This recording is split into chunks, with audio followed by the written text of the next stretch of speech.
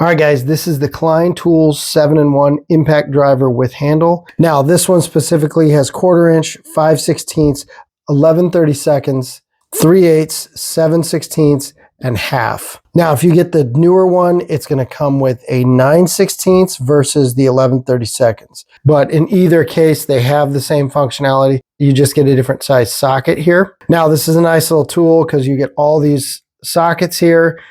And you're only carrying around one tool. This also has a 1/4 inch bit holder. So your 1/4 inch here can also be used as a bit holder.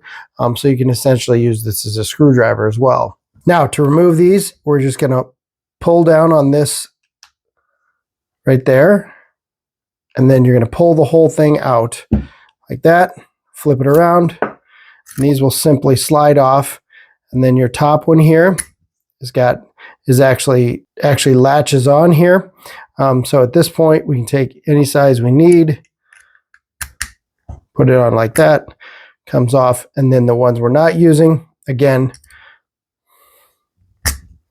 just slide back on the bottom like that. Very easy to use. The nice part about this coming out, you could also take your drill, tighten this and lock it down on your drill, and again, you just have a longer socket there, which is nice.